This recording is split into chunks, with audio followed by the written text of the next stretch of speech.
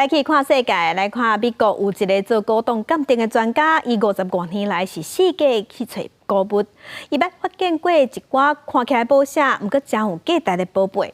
伊讲伫古厝内底，就亲像伫金银岛内底共款，伊不时拢会去挖着宝。做古董鉴定甲拍卖为乐，将非各地收集的稀奇古物，放伫缅因州汤马斯顿这间艺廊阁楼。为了做古董鉴定超过50年，伊讲这头路会常常充满惊喜。It's like a treasure hunt every day. So every day when I get out of bed, where am I go to the next treasure hunt? It's great. 73岁为乐，伫新英格兰国州，拢是伊找宝的脚只。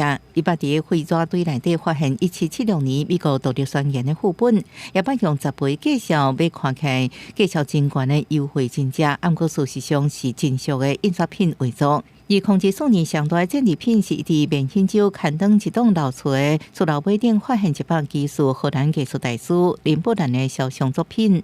The younger people in the family have inherited the estate. We go to this beautiful, large, old farmhouse in Maine, and we start going through the house, and there's rare little things and big things everywhere.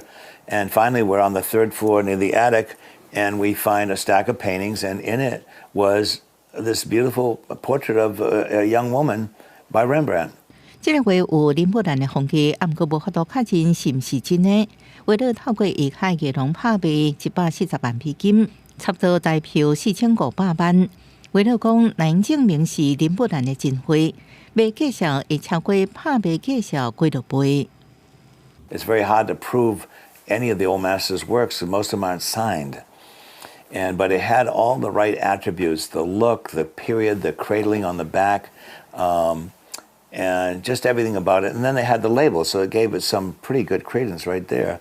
为了也固定伫每一摆日提供古董免费鉴价服务，能伫伊的艺廊拍卖，为了等受拍卖所得 commission， 以及珍宝甲古物的差别，无伫个外观，是伫伊背后的故事甲价值，是毋是发现真正的宝藏，就看运气咯。公司新闻张淑芬报道。